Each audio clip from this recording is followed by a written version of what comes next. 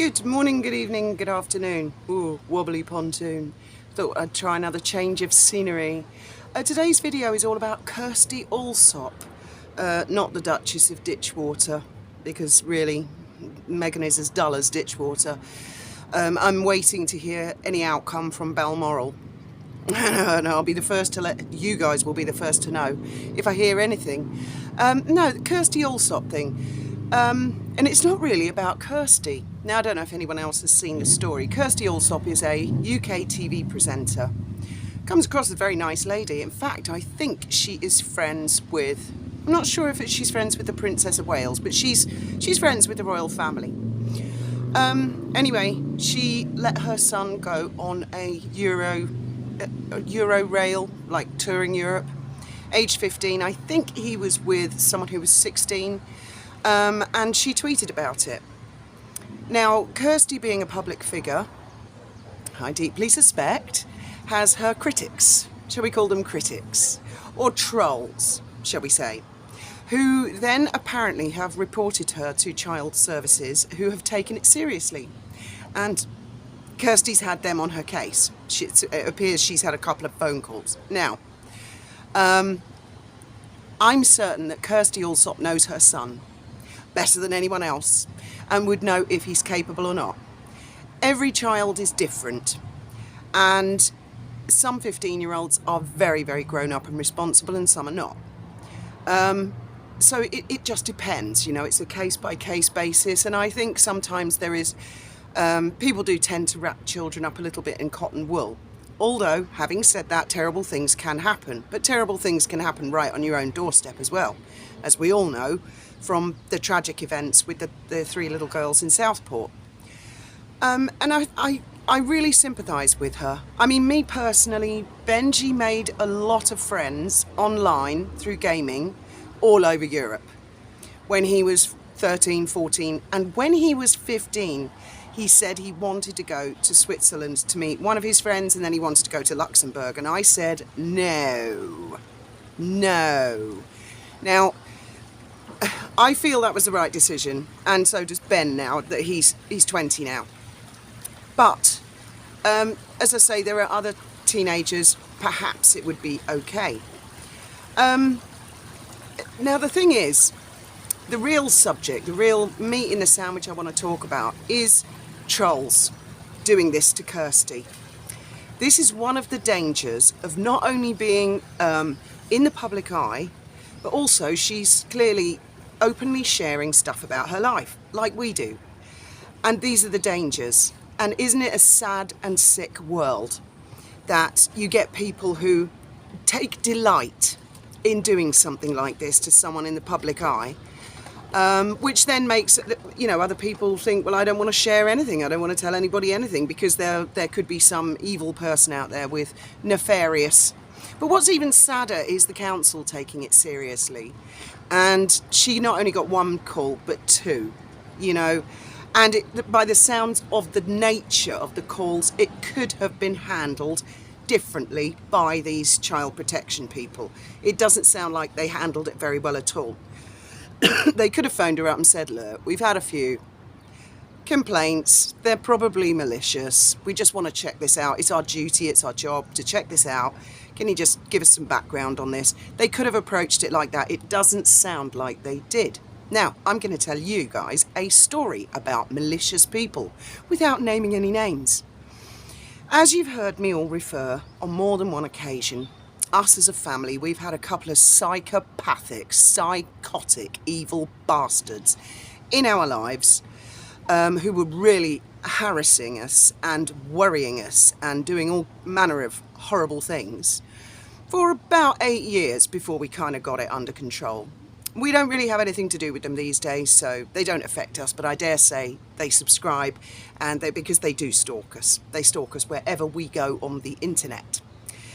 And I can't remember exactly what year it was. I think it was probably 2014, maybe.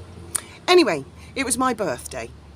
Now, I don't like to make a thing about my birthday. My birthday's on April Fool's Day, in case anyone was wondering. Not that that's relevant. But on my birthday, I generally, as some of you might have seen, you know, I prefer to go to a restaurant. I'm not a pub drinker. I don't generally like to just go to a bar just for a drink. If Graham and I go out, it's for food. And whenever, all the time the children were growing up, I think we used the mums as babysitters on maybe 3 occasions, and we just thought this is boring, and we always took them with us to restaurants. Now, I was working at the Dolphin Safari. Obviously it was April the 1st. It was a little bit nippy, and I had a coat on which had the words Dolphin Safari emblazoned big on the back, so I was easily identifiable. I think that the kids had been in school that day, and it was about 8 o'clock in the evening, might have been earlier than that, and a few of my work colleagues said, "Oh, it's your birthday, let's go for a drink." And I said, I don't really want to, because generally, apart from the fact I don't drink in pubs anywhere, I particularly do not like drinking alcohol or going in pubs in Marina Bay, where the Dolphin Safari is. If I would ever have a drink there these days, it would be in the office. I do not generally go and have a drink and socialise in Marina Bay for a very particular reason, because of these two psychopaths. And so I'd said to everybody, I'd really rather not, actually. I just want to go home. And they persuaded me and Graham and said, "Oh, come on, have a drink." And the kids were out playing, as they usually do. Now, 2014, Faith would have been 13 and Benji would have been, I suppose, 11. Anyway, I saw these two psychotic people, and they were in the bar, the next bar to us on the terrace, and they were watching me. And I said to Graham, I don't feel comfortable. I can tell by the way they're looking at me. They're going to spring one of their nasty surprises, let's put it that way. And I had 2 glasses of wine, and as you know me, I've got hollow legs. I can sink a lot. Anyway, they were staring and making me feel more and more uncomfortable. And eventually I said to Graham, I really want to go home. You know, everyone's having a good time, let's just leave them to it.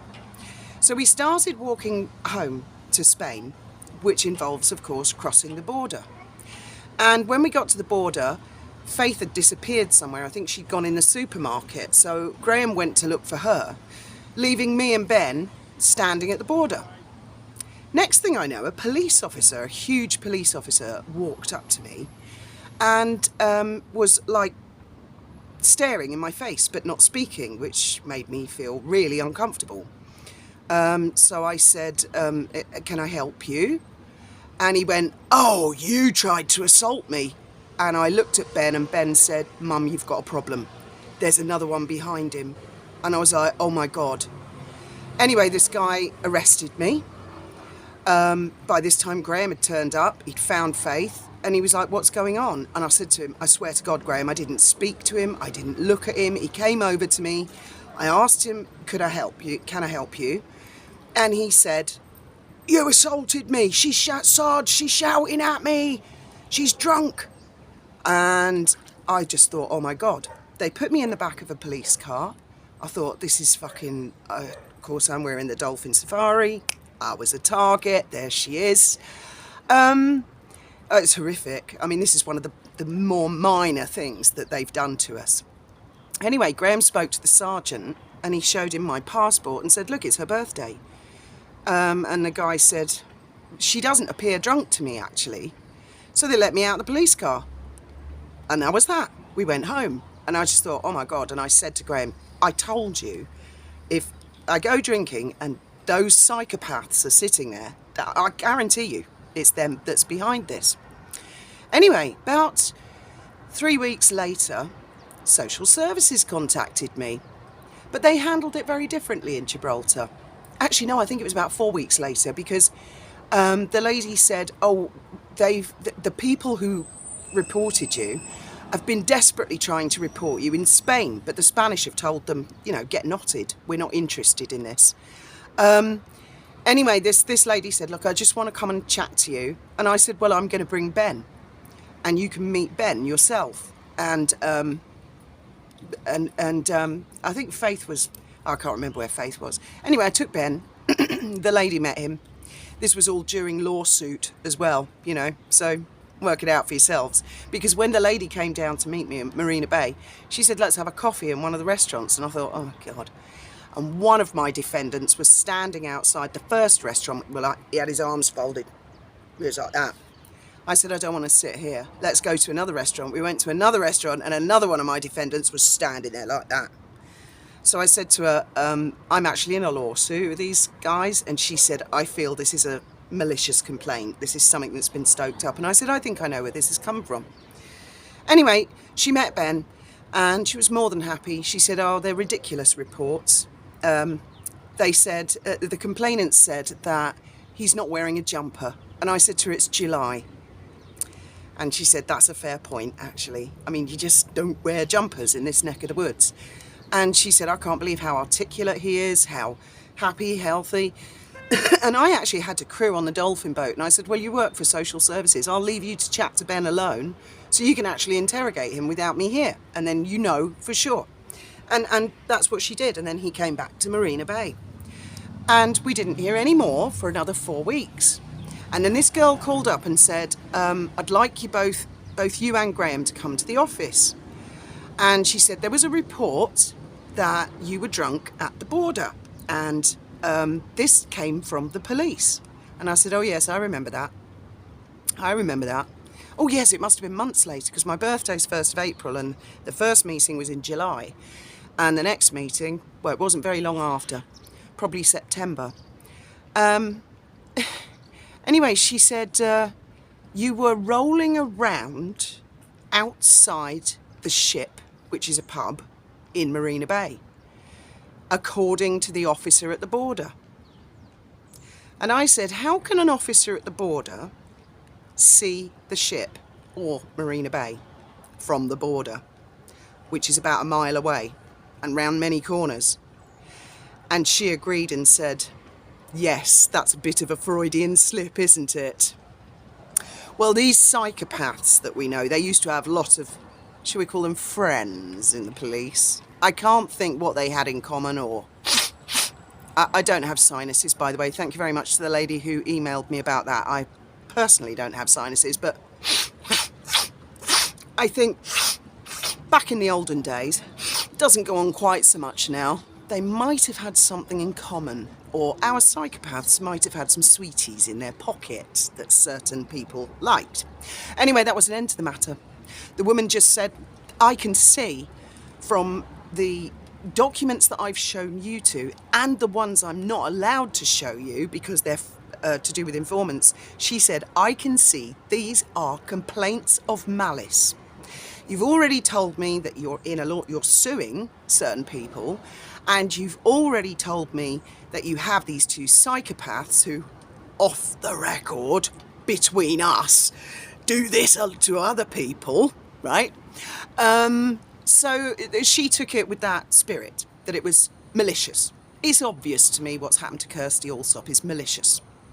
Another malicious thing that was done to us, again, oddly enough, when I was suing these people, is that in 2012 I bought one of these drones, and they were really expensive then, and we'd been playing with it in the car park at the back of Marina Bay, which is about 150 metres away from the runway. But between us and the runway there are also houses and high wires. There's all kinds of stuff. I mean, Gibraltar, it's a small runway, so it's not like they can have the whole area clear. Anyway, we flew this drone and we made a video in 2012 for Christmas when I got it, filming both the kids. And I think the highest we flew it was about 18 foot because we didn't want the wind to take it, you know, it's so expensive. Anyway, fast forward a couple of years to the lawsuit. Somebody had been trolling through my YouTube channel that I had then, and they'd found it. And I got the funniest letter from the base commander of RAF Gibraltar. So fucking embarrassed. His letter started with something like, I think I've still got the letter somewhere.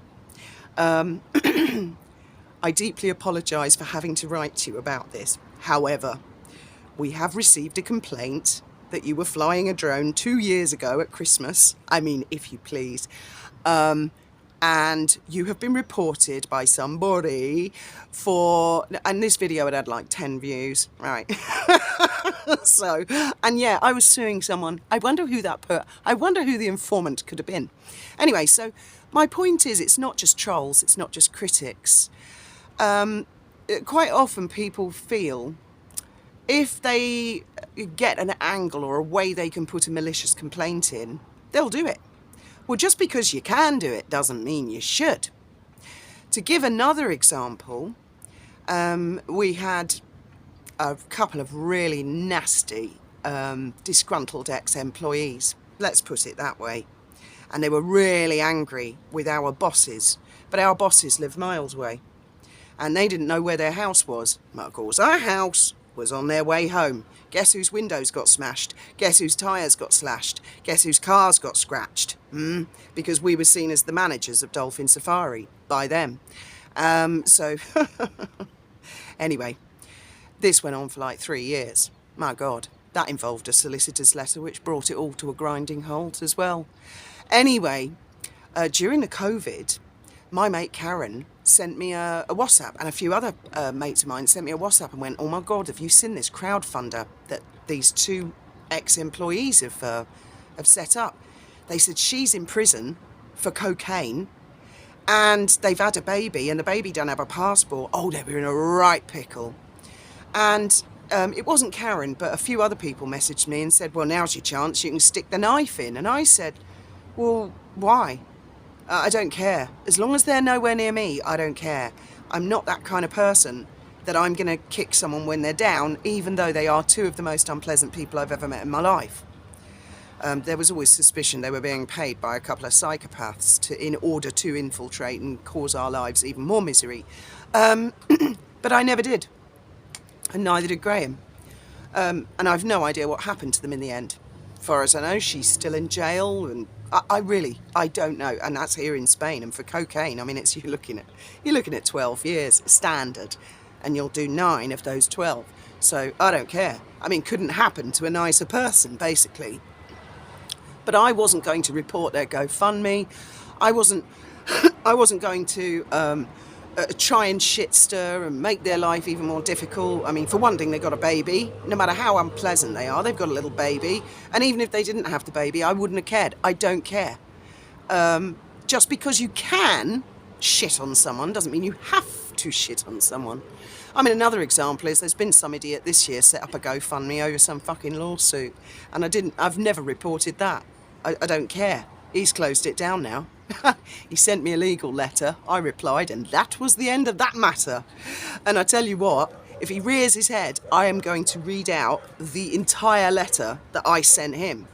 Because he, I don't know, doesn't seem to be being very transparent, apparently, with his... well, I don't care. I don't care. The people who gave him money are fucking idiots anyway. But, yeah, the point is, what kind of a lowlife does that sort of thing? And they always do it anonymously as well, have you noticed? They always do it anonymously. And I really do feel for Kirsty, and I'm certain that her young man, shall we call him that? Because he's not a little kid, is it, 15? Her young man, is home safe. She strikes me as a very wholesome person, and yet there are other people out there, apparently, with serious mental health issues. I mean, there was a guy, I forget where the stabbing was. I think they said Nottingham, didn't they? And even his own mother and brother have come forward and said that psychiatrists had said it's only a matter of time before he attacks someone or kills someone or stabs someone. And yet they're, you know, that's not a problem, just let them be. This kid, I've forgotten his name as well, with the 3 little girls. I mean, something has got to be wrong there. So that's someone who's slipped the net.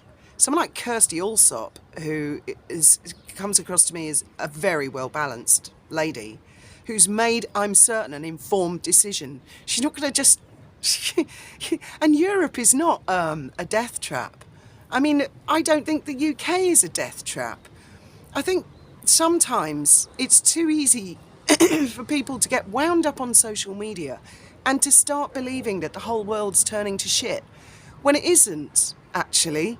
If you come off social media for 5 minutes, you'll find out, if you get wound up. I mean, I get wound up, and then I have to just take a step back and think, calm down, Fiona. Does this even fucking matter? Really? Walk away from it for 5 minutes. I haven't been on Twitter much lately. At all. No, I haven't been on Twitter at all in weeks, because I didn't like the sensations that it was conjuring up within me and winding me up. And that's one of the things I defend free speech to the death, but when it comes to malice, I mean, if people break the law in real life, they're going to get nicked, and if people break the law online, they're going to get nicked. That's not a Stalinism, but then it comes down to, I suppose, two things: interpretation of the law and application of the law. And application is very important. Application must be even-handed, you know? It can't be seen to be more for one than the other. Depending, again, I seriously suspect, on what social media says. You know, social media says, oh, there are certain minority groups who must be more protected than anybody else. Those ideas and those dangerous thoughts have come from social media. Twitter, before Elon owned it, and are still coming from Twitter now with Elon owning it. And that will create havoc, because, I mean, there are people running around with knives and stuff and just losing their shit all over the place. It's a dangerous thing. But the malice is just as dangerous. Now, we're never going to be able to stop malicious people, because there's always one, isn't there? But I would like to urge government agencies or employers, you know, when you get a nasty email about somebody, don't just go, oh well then, there you go, that's it, they're fucked, I'm cancelling them. That's ridiculous. We used to get emails at Dolphin Safari, long before my YouTube channel, about other members of staff. And I would always reply and say, well, firstly, I want your name, address, telephone number, and I would like further evidence. And they'd just go away. Just, oh, I don't want to do that. I don't want to give my real name. And I'd think, oh, right, you're an ex-boyfriend of an employee. You're an ex-girlfriend. You're a malicious bastard, whoever you are. But it's incredible. You know, people can lose their jobs through this malice. So I put the emphasis more on the recipient of any emails. I mean, there was Trevor, for example, recently. There was a charity who approached him, and they were going to be quite nasty, and I said to him, you need to email them back and say, well, ask this malicious person for their real name and address, which he did, and the charity did. Oh, the person didn't want to give their real name and address. Oh no. So the charity deduced from that quite quickly and went, this is obviously not genuine, is it? So I mean, anybody, well, I suspect a lot of managers are very sensible and do ask, but I mean, there must be idiots out there, and certainly idiots working in child services in wherever it is Kirsty Allsopp is. I don't know, what do you think? Would you let your 15-year-old, I'm guessing a lot of you would say, a lot of you are going to say, yes, my 15-year-old, I had one 15-year-old who I would and another I wouldn't. I'm guessing a lot of you would say that. My two, no. I think the reason Ben thought it would be okay is because we live in a really unusual situation where they have to have passports. And from being very young, they've had to carry their own passports. They've had it drilled into them how important a passport is, and that they cross into a completely different country. So even when they were little, quite often, their parents were in another country. You know, we might be in Spain and they're in Gib, or vice versa. So to them, crossing a border is, you know, changing country is not a big thing. And I suppose also at 15, I deeply suspect Benji thought that Spain was just a little bit bigger than Gib. He had no comprehension.